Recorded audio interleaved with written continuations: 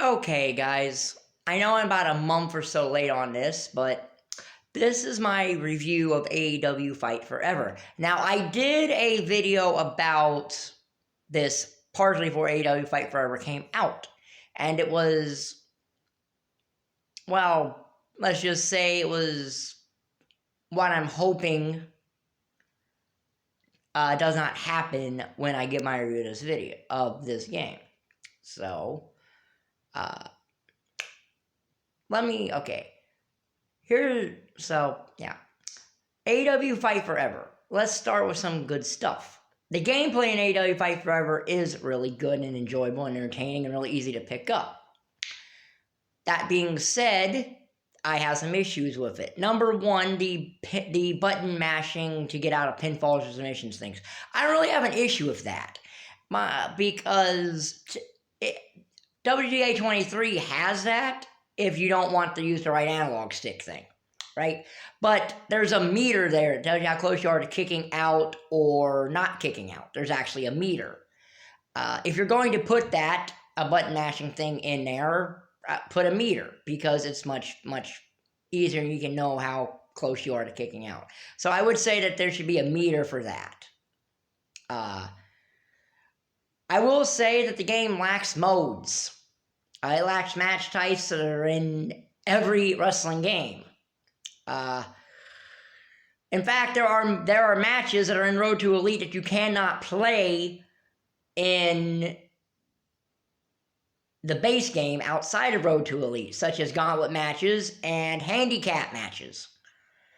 That's a problem. I don't understand stuff like that. It's kind of like how the models that are exclusive to my faction getting locked to my faction in WGK 23. That's stupid too. That's stupid too. So I like that creations or any wrestler can have upwards of 5 signatures and 5 signatures and finishers. I will say that Road to Elite, if you're doing it with anything that's not a creation, is outright pointless because the in-game wrestlers don't benefit from Road to Elite. It's only created wrestlers who benefit from Road to Elite. Because that's how you get your created wrestler to be able to have 5 signatures and 5 finishers and do all the things the in-game wrestlers can do. But that being said, Road to Elite only has a total of 12 storylines, I guess, because there's 4 road, there's each arc, which leads to one of the 4 pay-per-views, Revolution, Double or Nothing, Revolution, Double or Nothing, and the Full Gear and All In. It's All In, Full Gear, Revolution, Double or Nothing, and they each have 3 potential storylines that, as far as I know, are random. Okay, I know there's certain things you can do to control which storylines you get. As far as I know, it's random which ones you do if you don't know how to get them. Not that I have an issue with that, but they're not in-depth. I would prefer there to be a really in-depth, story-driven mode, like My Rise in WGA 23, because 2K23 learned from My Rise's problem in WGA 22. In My Rise in WGA 22, it had no overlapping story. You were just stuck doing the same thing half the time, and there was no overlapping story. I didn't even know. I don't think I ever saw everything in WGA 22's My Rise. At least in 2K 23, there's the actual narrative of that. Now, I'm not going to compare this game to 2K 23 all the time, but there are certain things that I will bring up that it does better, in my opinion, than this game does. And keep in mind, this is my opinion. So it's not me bashing this company or this game. Just so you know, I want AEW to succeed. I want wrestling games as a whole to succeed. Because if it doesn't, we go back to where we were for a long daggone time in the industry, where the WWE controlled everything. And it was kind of boring then, because the WWE would not take chances or do anything new. So I do think Road to Elite is somewhat fun and enjoyable, but it outlives it, but it gets very boring and repetitive after a while. If you do, it does get very boring and get very repetitive. And that's my biggest gripe with this game, is that it gets very repetitive. Because there's nothing once you complete Road to Elite and unlock everything, there is nothing to do in this game. At all. For a single player, anyway. And that's how I had to play this game. My cousins, who I play online with, work. And trying to sync up gaming time with them around their work schedules is not easy, and it's kind of difficult to do. So I had to play this from an offline situation. My biggest complaint, though, with this is the create a wrestler system.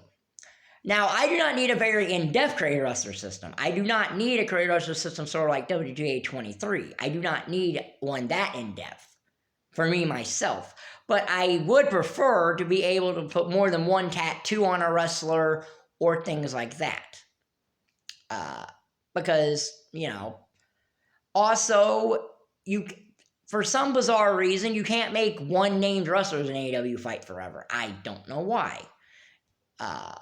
I don't know why you can't do that. It doesn't seem logical. But what I can tell you is I vastly prefer WWE 2K23 and, in fact, 2K games as a whole creation system for WWE 2K games outside of Battlegrounds compared to this one. This one is very limited what you can do, because I really do not count the same type of pants with just different designs and like flags and stuff. I don't really count that as actual options. And since you're limited on collar changes, you can't really do that much either. I think it's kind of weird that you can't have certain things on as ring attire that's only available as street attire. That's kind of weird to me. Like, you can't put vests on for a wrestler to wrestle in, which some wrestlers do. In AEW Fight Forever, you can't do that. This career wrestler system is better than WWE 2K Battlegrounds, but then again, every career wrestler system I've ever used is better than 2K Battlegrounds. As long as you can edit movesets, you're better than 2K Battlegrounds. But the creator wrestler system in 2K is the main reason I still play and enjoy WWE 2K games, is because of the creator wrestler system. I make a lot of wrestlers, and a lot of them get very in-depth at. I have 80 on community creations now. And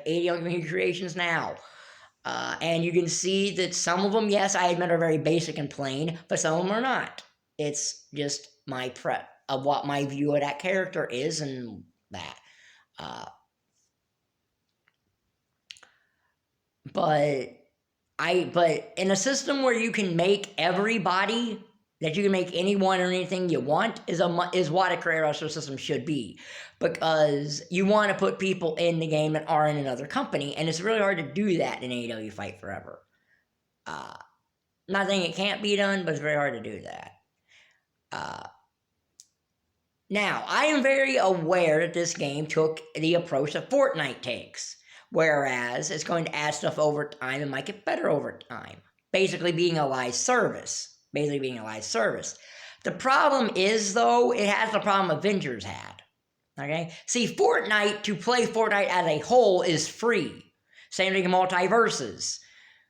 Okay? To play those two games is technically free. You're not spending money to buy those. You're not spending your own money to play those games. You're spending money for the battle passes and skins and whatnot.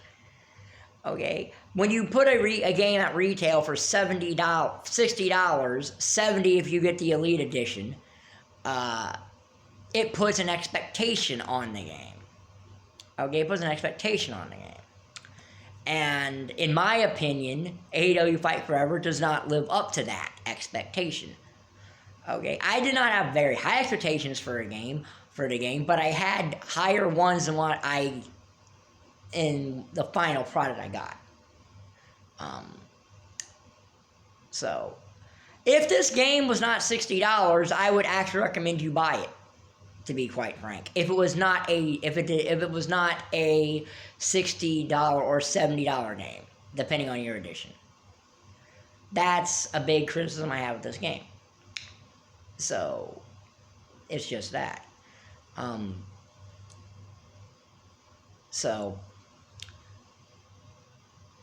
Yeah. Lack of modes in a wrestling game is what kills wrestling games. Because this is the last thing I'll say about this in 2K23. 2K23 has 6 main one-player modes.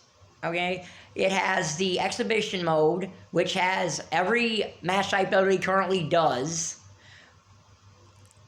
Because they haven't done some matches in so long, there's no point to put them in a game. There hasn't been one in, there hasn't been a very live match as far as I know in over a decade. There hasn't been an Inferno match of any kind since SummerSlam 2014 of Bray Wyatt and Kane. There hasn't been a casket match since the Greatest Royal Rumble.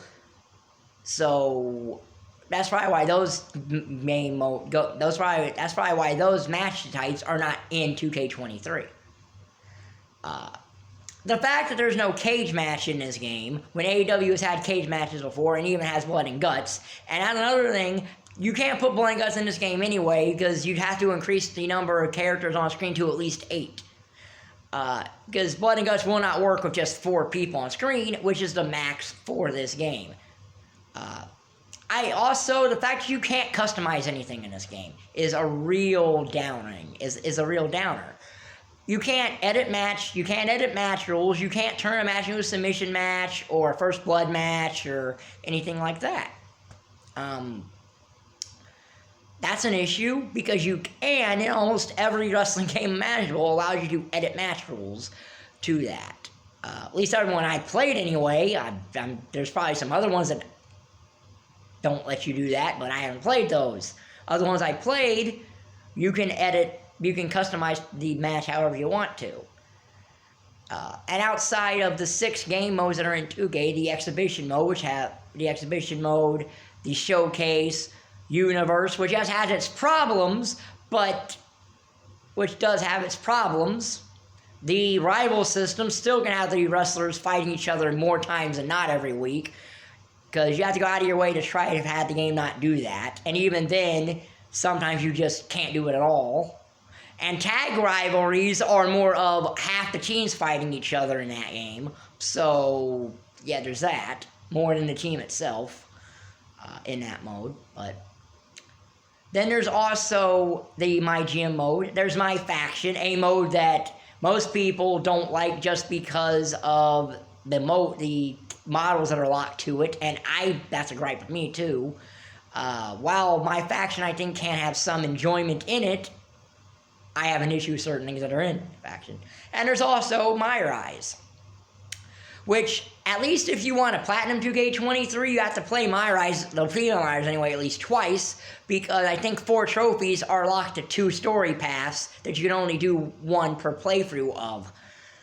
Then there's all the creation modes, which you can create pretty much anything you want in that game. You can create championships, you can create superstars, movesets, entrances, championships, Money in the Banks, shows, arenas, which you need for the arena to work, you need to create a show.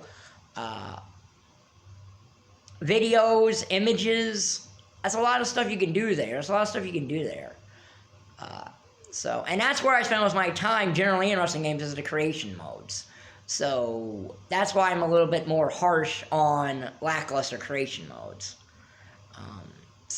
Because that's where I spend most of my time. But yeah, I do not think this game is worth the asking price. I would recommend you wait till it drops in price. I do recommend you play it, just don't pay full price for it. So that's my review of AEW Fight Forever. If you liked the video, like button is down there, subscribe button is down there, and thank you for watching. Bye.